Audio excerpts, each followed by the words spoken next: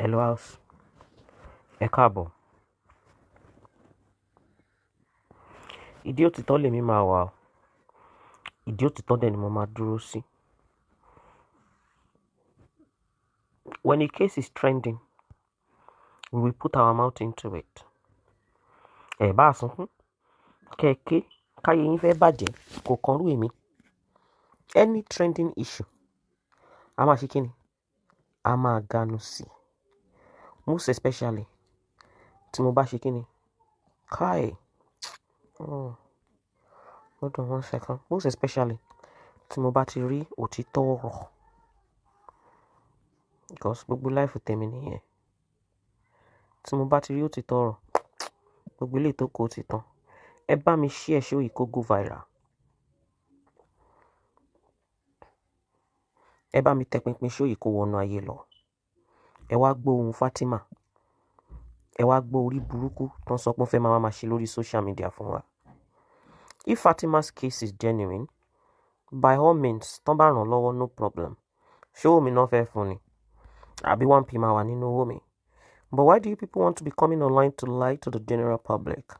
And why did Fatima, kí ni nǹkan tó fà á, tó fẹ́ fi ba ayé Arijan jẹ́? You people must ṣàlàyé. Wọ́n ní wèrè kan ṣe show, ó ń bú àwọn ẹbí ẹ̀, ó ń bú kinní kan. Ṣé mi ráwọn olórí burúkú ọmọ lórí mídíà ni? Èmi ò ráwọn olórí burúkú ọmọ lórí mídíà, ó yẹ kẹ́ ẹ ti mọ̀ èmi látọjọ́ tó ti pẹ́. Àwọn tó ń ṣòṣì àwọn ọmọ wèrè lórí mídíà mi ò rán wọn. Ẹ rí pé mi kì í dá wọn lóhùn. Mi ò rán ọmọ wèrè lórí mídíà. That's one good thing about me. Mo máa ń face iwájú ni. Ẹ bá mi share show yìí. Tá bá ti pé 500, I'm going to start the program. Ẹ bá mi share this show. Ẹ share show yìí. Ẹ lè bá mi share sínú inbox Portable gan. Ẹni kó wá fi tí ara ẹ̀ gbọ́ bọ́n ṣe plan fún. Ṣùgbọ́n tọ́lọ́run fẹ́ lórú àwa ẹ̀ láti fi ṣe kíni? Láti fi tú àṣírí wọn. Ládẹ̀ ti fi ṣe kíni? Ládẹ̀ ti fi ṣe ẹlẹ́yà wọn. Hello? Láti fi tú àṣírí wọn. Ládẹ̀ ti fi ṣe kíni? Ládẹ̀ ti fi ṣe ẹlẹ́yà wọn. Ẹ bá mi ṣe, ẹ wá gbọ́ voice Fatima.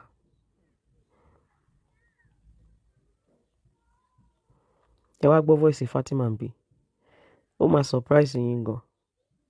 Ẹ tún máa wò pé báwo ni mo ṣe rí. Kò máa sí nǹkan kan tó wà impossible fáwa láti rí. Ṣé báwa ni? Ẹ̀yin yẹn ṣeré gan. Ẹ̀yin yẹn ṣeré gan. Ẹ ṣeré gan lórí mídíà yìí. Ẹ ti ṣeré jù lórí mídíà.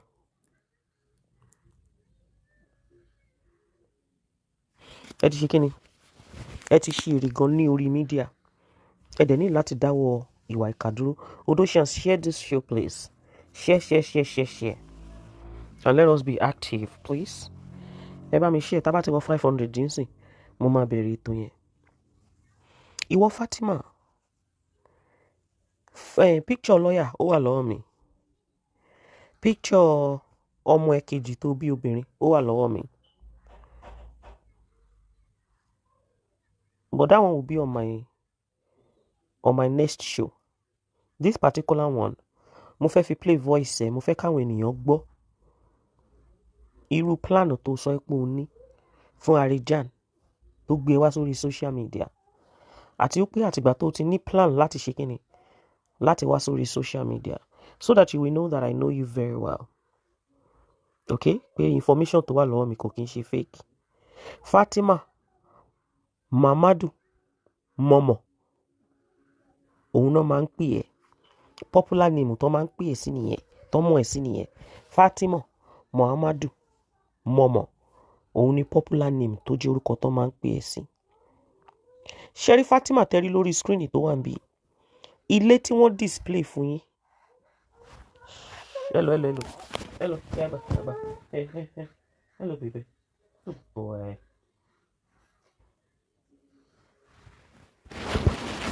Okay, first of all, ẹ̀yin ọmọ Nigeria rere àtẹ̀yin gullible ones. You see, them contributing money for her is none of our own business here. As a matter of fact, we do not care about it. Because at the end of the day, like I said, It is not my money that they are going to give to her. They can contribute money for her and all of that. It's none of our business. What we don't want is playing with the emotions of innocent Nigerians, okay? By coming online to lie. Okay, Fatima tẹ́ ń wò yìí, ilé tẹ́ rí tí wọ́n ti ṣe interview fún, kò kí ń ṣe ilé tí Fatima ń gbé o. Kò kí ń ṣe ilé tí Fatima ń gbé. All of that was all packaged to make it look as if she's suffering. That is not ilé tó ń gbé kọ́ nìyẹn. Picture ilé tó ń gbé gbogbo inú ibẹ̀ gbogbo ẹ̀ wà lọ́wọ́ mi, màá gbé wá síbí.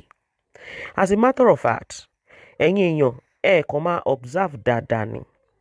Fatima dìídì lọ gbé gbogbo social media platform ẹ̀ ó lọ gbé pamọ́ lọ hide ẹ̀.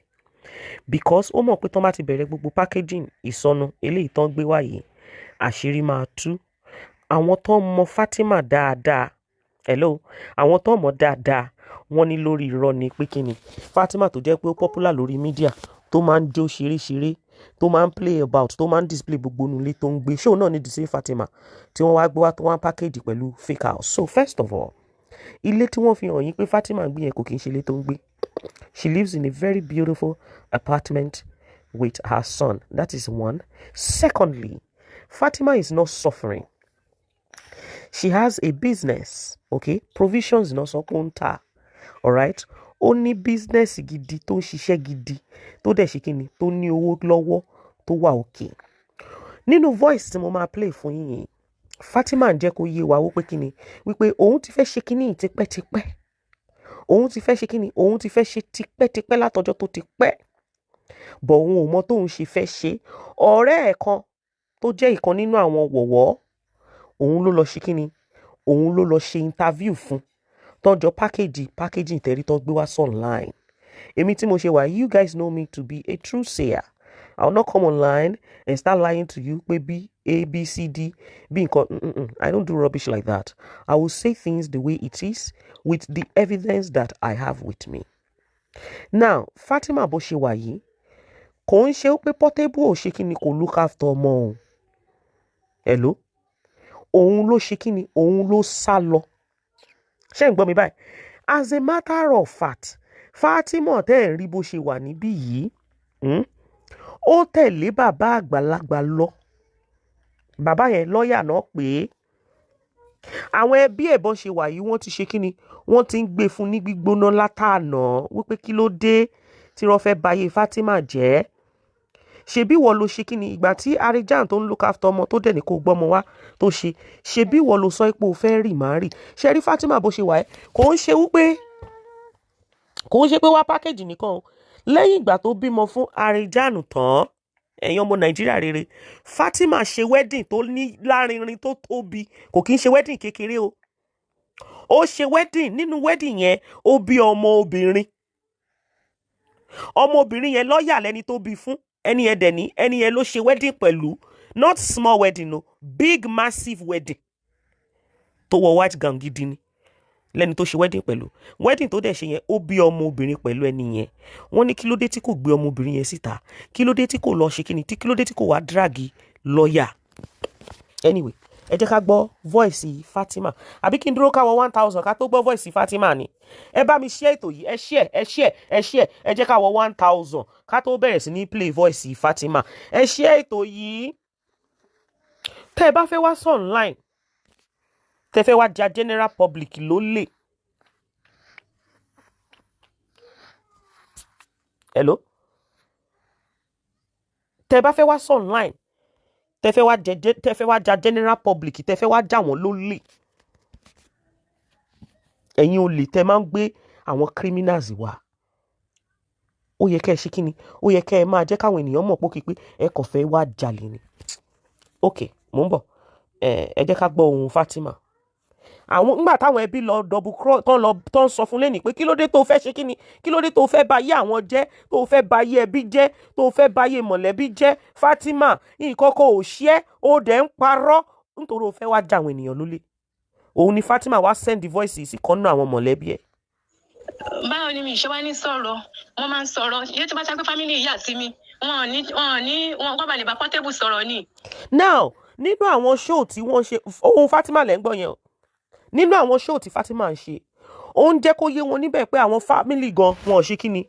wípé wọn ò ráyè tòun, ẹ̀yin ọmọ Nàìjíríà rere jẹ́ ṣàánú mi, gbogbo everybody ló ti fi mí lẹ̀, àtàwọn family wọn náà wá lọ bá pé ṣó fẹ́ ṣorí burúkú ni, pé tó bá fẹ́ parọ́ fún gbogbo ọmọ Nàìjíríà rere kó parọ́, èwo làwọn family tó mú mọ́ pé ṣó lórí burúkú ni Fatima ni, wípé pẹ̀lú gbogbo ọ̀rọ̀ tó ń pa lórí pláfọ́ọ̀mù tó wà yẹn tó ń parọ́ mọ́ Portable, ìyẹn àríjàǹtẹ̀ rí tó wà níbí, pé kí ló mú tó tún wá ń dárúkọ pé family ò look after òun, pé ṣé inú ilé tó ń gbé yẹn ló ń gbé ni, ṣé bó mọ̀ pé inú ilé tó ń gbé yẹn kọ́ ló ń gbé, ṣé bó mọ̀ pé irọ́ ló ń pa fún gbogbo ọmọ Nàìjíríà rere, pé kí ló dé kí ló fà, òun lòun wá send message ìpàdé má gbọ́. àṣé tí bá ń sọ̀rọ̀ èmi ni mo mọ̀ pé family mi dá sí mi. Now ṣe gbọ́, ó lòun mọ̀ pé family òun ló dá sí òun, ṣùgbọ́n òun gbọ́dọ̀ jẹ́ kí general public mọ̀ pé family ò dá sóun in order for people to come and help her. Kán lè ràn òun lọ́wọ́, kán lè fóun lọ́wọ́, òun gbọ́dọ̀ parọ́ pé family ò dá, ṣùgbọ́n lọ́kàn tòun òun mọ̀ pé family dá sóun. Ẹ máa gbọ́ lọ. ti tọmọdé bọ̀ pẹ̀lú ọ̀rọ̀ tó sọ sí mi lámàsí o. Normal kódà. Ẹni tó dárúkọ ń sìn nìyẹn wá bú pé kí ló dé sọ lórí burúkú ni ẹnì, kí ló dé tó fẹ́ báyé mọ̀lẹ́bí jẹ́, kí ló dé tó fẹ́ báyé mọ̀lẹ́bí jẹ́, débi pé Fatima bó ṣe wà yìí, àwọn tó look after ẹ̀ tó fi dàgbà, wọ́n ní bó ṣe máa ń ṣe kọ́níkọ́ní attitude ẹ̀ náà ni, àwọn yẹn look after ẹ̀ débi pé kò ń ṣe pé àwọn yẹn náà bí o, kò ń ṣe bàbá yẹn ló bí o, bàbá yẹn dẹ̀ take care of Fatima bí ìgbà tó jẹ́ pé ọmọ wọn gangan ni, wọ́n ló ń ṣe iṣẹ́ aṣẹ́wó, ń ṣe iṣẹ́ olóṣó for real for real. Kí n sọ̀rọ̀ pé family ò yà sí mi, èmi mọ ọmọ tí mo mí ni o. Ó ní kóun sọ̀rọ̀ pé family ò yà sóun, òun lòun mọ tóun mí ni, because òun gbúdọ̀ ṣe kíni, òun gbúdọ̀ package it like that so that it would look like pé family ṣèkà fóun. Ìyẹn ò sá pé bẹ́ẹ̀ kọ́, ìyẹn ò sá pé bẹ́ẹ̀ ni family tèmi rí o. Ó ní ìyẹn ò mí ni pé bẹ́ẹ̀ ni family tòun ni, voice tó wà lọ́wọ́ mi bí ó pọ̀, ẹyọ kan ni máa play fún yín, mo fẹ́ kẹ́ ẹ lọ digest ẹ̀, ẹ̀yin tẹ́ ẹ máa ń fowó ṣòfò lórí ìkànnì. Olórí burúkú ni ọ̀pọ̀lọpọ̀ àwọn tó máa ń wá ń parọ́ mọ́kùnrin, ṣe rí tó bá parí jáǹjẹ́ ènìyàn burúkú, àwa máa sọ fún bí pé àríjà ṣó èèyàn burúkú ni ẹ́, but this particular case kò hold, kò ṣe kí ni, kò débẹ̀. Mo gbọ́dọ̀ sọ̀rọ̀ torí kí gbogbo ayé lè pity mi.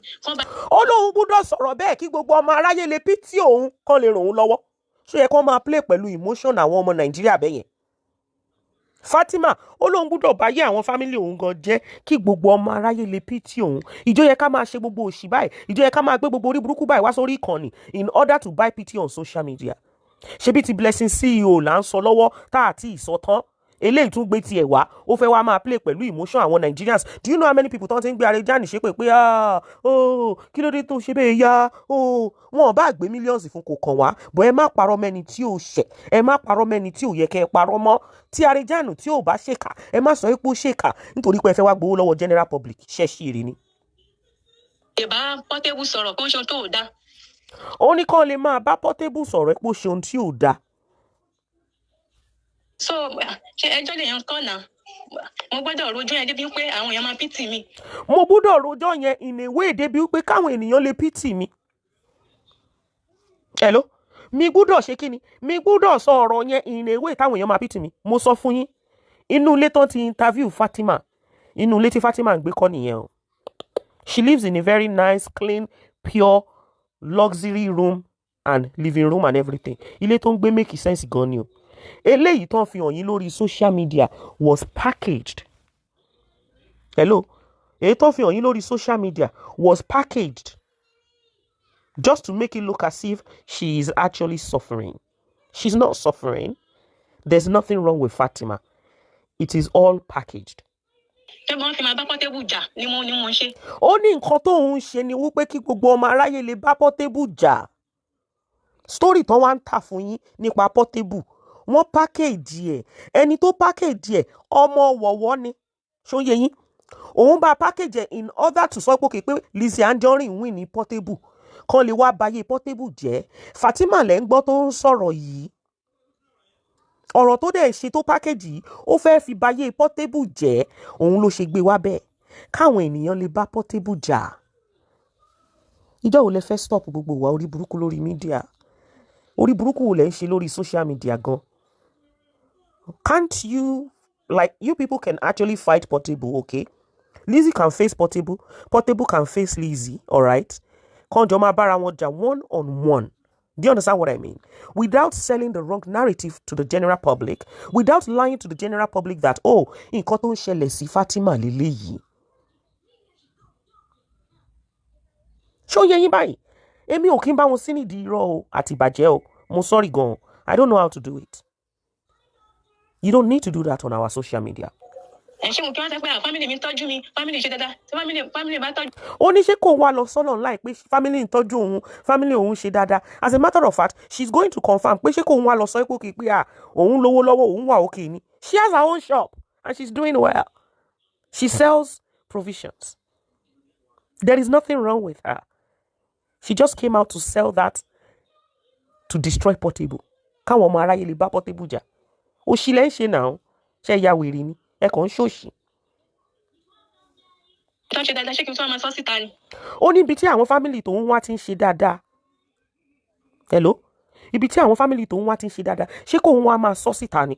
Báwo lọmọ aráyé ṣe máa wá ràn òun lọ́wọ́ tóun bá sọ síta pé fámìlì òun ṣe dáadáa. Hello? Báwo náà ṣe máa ràn òun lọ́wọ́ tóun bá sọ síta pé fámìlì òun ṣe dáadáa. Ẹ bá mi ṣí ẹ̀ṣọ́ yìí gidi gan. Eléyìí ò kì í ṣe fracas. We are not doing fracas right now. But we must say the truth. Ẹ ṣí ẹ̀ṣọ́ yìí, ẹ ṣí ẹ̀ṣọ́ eléyìí. Ó wrong now. nígbà tó ṣe pé àwọn fámìlì mi ló fún mi lóyún ṣùgbọ́n òun ló lọ́mọ. Nígbà tí ò kì í ṣe pé àwọn fámìlì òun ló fún òun lóyún. Ṣebí Arijan ló lọ́mọ. Meanwhile, òun ló gbé ọmọ sá lọ fún Arijan tó lọ fi fẹ́ lọ́ọ̀yà. Lọ́dọ̀ fámìlì gan ó sá lọ. Kò ń ṣe pé Arijan ni ò fẹ́ look after ọmọ. Òun fúnra rẹ̀ ló gbọ́mọ jápa ló sá lọ. Òun fúnra rẹ̀ Fatima gangan ló sá lọ torí pé ó fẹ́ bá lọ́ọ̀yà lọ. So ó kókù díẹ̀ pẹ̀lú bó ṣe sọ̀rọ̀ sí mi ó kókù díẹ̀ fine tó bá sọ pé torí owó mo ṣe nítorí owó. Fúnra ara Fatima ló ń confirm bí pé yes nǹkan tóun ṣe yẹn òun ṣe nítorí owó. Ẹ̀yin ọmọ Nàìjíríà rere ẹ má jẹ́ kó máa mú yín bóbó lórí mídíà. Gbogbo ọ̀rọ̀ Portable tóun gbé wá Arijan tóun gbé wá òun ṣe nítorí owó. Ẹ̀yin ọmọ Nàìjíríà rere ọjọ́ wo lẹ máa wake up ọjọ́ wo lẹ máa stop láti máa jẹ́ kó máa parọ́ kó máa tàn yín jẹ.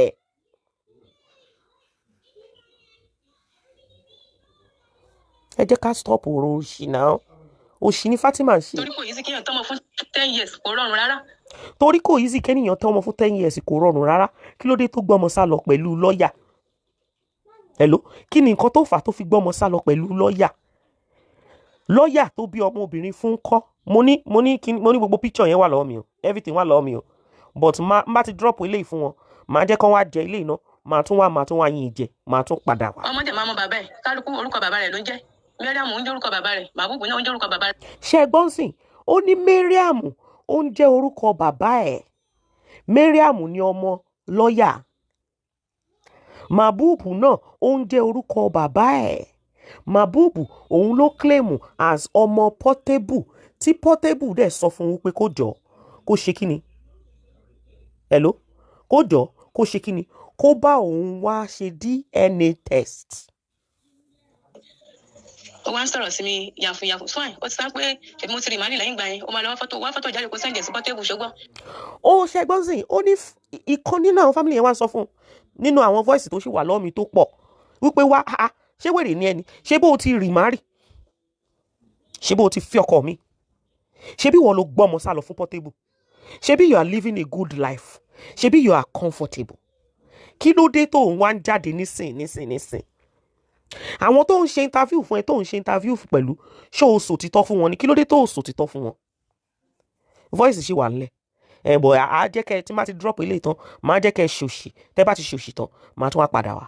a mọ̀ pé ẹ̀yin fámìlì mi kan wà lẹ́yìn rẹ̀ ṣùgbọ́n ó fẹ́ pé àwọn ẹ̀yin fámìlì mi kan wà. Ó ló mọ̀ pé àwọn fámìlì òun kan wà lẹ́yìn Portable. Ó ló mọ̀ pé àwọn fámìlì òun kan wà lẹ́yìn Portable.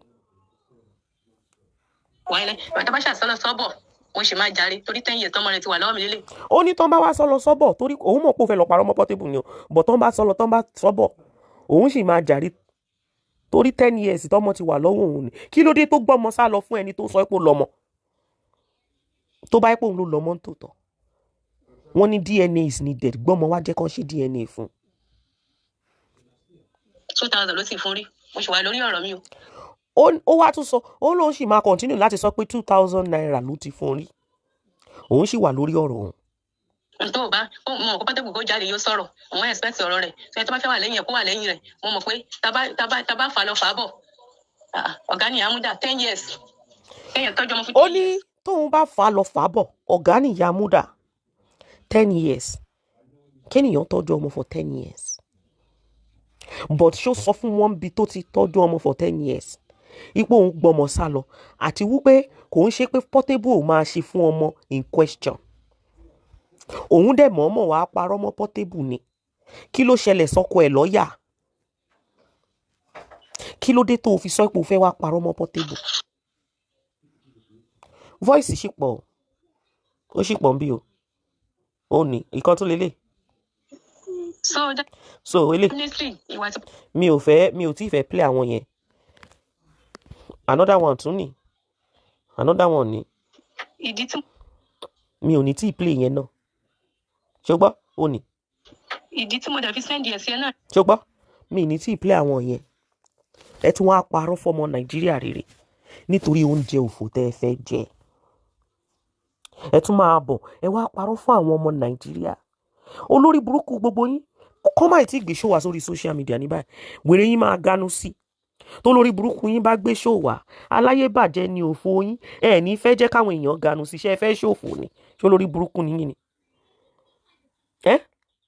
ẹ fẹ́ jẹ́ káwọn ènìyàn ganu sí ní tẹ́ bá gbé wá kí ló mú yín tẹ́ máa ń ganu sọ̀rọ̀ àwọn ọlọ́rọ̀ mo ń bọ̀ ẹ máa padà wá kẹ́ wá gbọ́ another mo ní voice message níbi tó jẹ́ 6, 8 minutes, 9 minutes. You want to come and lie to the general public to destroy the so-called person tó pè ní bàbá ọmọ ẹ̀ ìyẹn Arijan ó fẹ́ wá ba ayé ẹ̀jẹ̀ torí ó fẹ́ jẹ́ káwọn ènìyàn dáwó fún ẹ ó fẹ́ wá ba ayé ẹ̀jẹ̀ torí oúnjẹ tẹ́ ẹ fẹ́ jẹ lọ́dọ̀ general public ṣé bí ilé ayé ṣe máa lọ lélẹ̀ hello ẹ̀yin ọmọ Nàìjíríà rere ṣé bí ilé ayé ṣe máa lọ lélẹ̀ yìí ṣé bá a ṣe máa wò ó káwọn olórí burúkú kọ́ máa ba ayé jẹ́ lélẹ̀ yìí Odoshans ẹ jẹ́ ká lọ join Daddy David Infinity. Daddy David Infinity is coming out now. Ẹ jẹ́ ká lọ join wọn.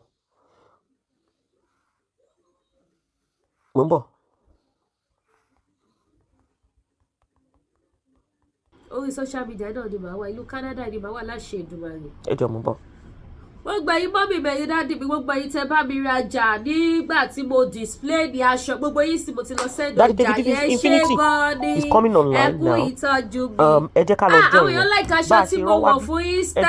Oh my God ọ̀dà ìpọ̀pọ̀pọ̀ kò sì tí pọ̀ tó ẹ wá rajà sí. Tí àwọn wèrè tó bá tún ti wá pẹ̀lú rọ èmi máa wà níbí òtítọ́ lè mí gbé dání. Kì í ṣe gbogbo ọjà ni màá máa bù sára. Èmi ò like ẹ wípé some of the time tí bá fẹ́ polówó aṣọ gbọ́ngbà mi mo máa wọṣọ sísàlẹ̀ ṣáá ni lẹ́nu pé kíkọ̀ kí sọ́run kí fi polówó kí n bọ́ padà máa wọṣọ sísàlẹ̀ èyí tẹ́ bá ti rí mi tí mo wọ̀ bẹ́ẹ̀ tí mi wọṣọ sísàlẹ̀ ìyẹn ti di ti tèmi nìyẹn mo mú nǹkan mi lọ lé ni not for any other thing. Sẹ́mi ẹ̀ kó nígbà tí mo bá wọ gbogbo ẹ̀ sọ́run kẹ́ tó ṣẹlẹ̀ títí yìí ẹ wá ra aṣọ wà gbogbo ẹ̀yin tẹ́ bá ní the white lace kámẹ́rà mi ṣe wá tún wá ṣojú mi ràkọ̀ràkọ̀ báyìí àfi sùúrù gbogbo ẹ̀yin tẹ́ bá ní the white lace tó gbásíkì tó mú yes tó ta ẹ má jẹ́ kó dìgbà tó bá ṣẹ̀ṣẹ̀ pé òde white kẹ́ tó máa wá white kiri white wà available sí yìí o ẹ tètè wá order títí yìí o yàtọ̀ sí yẹn mo láwọn lace tó jiná tó gbẹ àwọn lace tó mú yes ẹ̀yin mọ́mì mi tí bá sọ fún yín pé àwọn lace yẹn ó ta lẹ́nu ẹ trust me ó ta ni mo sọ fún yín yẹn àwọn correct fine lace ó wà ní Lady K African store àdìrẹ lóríṣiríṣi àwọn fẹ́fẹ́ design mélòó ni mo fẹ́ display mélòó ni mo fẹ́ display ṣùgbọ́n tẹ bá pè mí àjọ wà lórí aago àjọ ṣe video call máa display aṣọ fún yẹn máa select àwọn tẹ máa fẹ́ tẹ bá dẹ̀ ṣe select tó tẹ make payment yìí tẹ send receipt àdírẹ́sì yìí kó tẹ̀lé máa bá yín ship ẹ̀ sí àdírẹ́sì yìí so bó ṣe jẹ́ nìyẹn bákan náà gbogbo àwọn African food ó wà ní Lady K African store bákan náà àwọn spiritual items Ọlọ́run ṣàánú wa o kò sígbà tí bá ń polówó spiritual items báyìí tí mi ò kí rántí nǹkan táwọn èèyàn face nínú ayé gbogbo ẹ̀yin mọ́mì mi ẹ̀yin dádì mi àdírógun àdíríwàhálà àdírídàmú ẹ jẹ́ ká tọ́jú ara wa bẹ́ẹ̀ ni mo wà òkè ọkàn mi balẹ̀ kò sí bẹ̀rù kò sí fòyà nílé ayé ìṣá Ọlọ́run ò ní jẹ́ káyé program ogun burúkú sínú ayé wa. Àwọn ogun kan wà máa program ẹ̀ ni. Ó dìgbà tọ́kàn bá balẹ̀ tán pátápátá téèyàn ò tiẹ̀ rí nǹkan kan rò mọ́, ìgbà yẹn ló máa wá jẹyọ. Ṣùgbọ́n téèyàn bá ti ń lo àwọn nǹkan ìṣọ́ra, nǹkan ìdáàbòbò láti máa fi protect ara èèyàn, kò ní ráyè ṣiṣẹ́. Bákan náà èyí tẹ́ bá fẹ́ ra àwọn àgúnmu manpower diabetes jẹ̀díjẹ̀dí ó wà available bàbá. Àgúnmu diabetes yẹn ti fẹ́ tán. Ṣé gbogbo ayé tẹ̀sán alẹ́ ní kí bá mi keep àgúnmu diabetes? Mo fi Ọlọ́run tó dàbí iṣẹ́ lẹ́yìn ẹni bá sanwó ni màá tà fún. Mi ò keep ọjà mi fún anybody mọ́. Lẹ́ni bẹ́ẹ̀ kí ẹ bá mi tọ́jú kíní kan ẹjọ́ mo bẹ̀yẹ̀ ìyá mi mo ṣì ń yí mọ́ ni. Mo ṣì ń ṣe kíni mo struggle ni. Ìgbà tẹ́yìn bá de ọjà mọ́lẹ̀ tí mo dẹ̀ nílò owó tẹ́ni tó kówó dé wá dé tí mi ò rí tà. Lẹ́ni kí o lè jalè o. Kó lè jalè o ṣùgbọ́n tẹ bá fún mi màá gbà o. Tẹ bá ràn mí lọ́wọ́ màá gbà o. So gbogbo ayé lẹ́ni kí ẹ bá mi keep ẹ mo sorry gan. Mi ò lè keep ọjà fún yàn lọ́wọ́ yìí. Ẹ sanwó kẹ́ gbọ́jà yín ni. Bó ṣe jẹ́ nìyẹn. Ojú òní tí wàá mi ní wàwàtì. Èwo ló tún kù? Provisions gbogbo ẹ̀ ló wà ń bí báyìí. Àwọn kan ló ń sẹ́ẹ̀dì tẹ́lá yìí. Mo tó máa ń dùn mí gangan lélẹ̀ kì í ṣe irú ọ̀rọ̀ ọmọ òṣì yìí. Ọmọ olè ọ̀fọ̀. Gbẹ́nu sàn ọ̀tọ̀ nìkan tí mo fẹ́ lọ wò. Fẹ́ lọ wo receipt ọjà ni. So ẹ̀yin mọ́mì mi yes ẹ wá ṣe kí ni? Ẹ wá rajà. Ẹ wá sanwó lẹ́sẹ̀kẹsẹ̀ ojú òní tí yẹn ní ríbi láyé yín. Ìbànújẹ́ ò ní ṣẹlẹ̀ sí yín ẹ kó ní wọlé tán yìí òkè ohun tí mo máa ń fẹ́ ni tẹ́ bá ṣe ń sanwó báyìí ẹ sẹ́ndì kí ló ti pè àdírẹ́sì yín lẹ́sẹ̀kẹsẹ̀. Àwọn ìyá mi wà báyìí máa fẹ́ pé wọ́n tẹ̀ máa wẹ mẹ́fà wọ́n á sanwó wọn tún ní send address ihun tí máa láìkì ni ẹ sanwó yín ká àdírẹ́sì yín kó ṣe kí ni kó tẹ̀lé lẹ́sẹ̀kẹsẹ̀ ṣìkèna kò jù bẹ́ẹ̀ lọ. So bó ṣe jẹ́ nìyẹn ẹ ṣé gan mo dúpẹ́ ojú òní tì wá. A tún máa fayọ̀ pàdé ire o.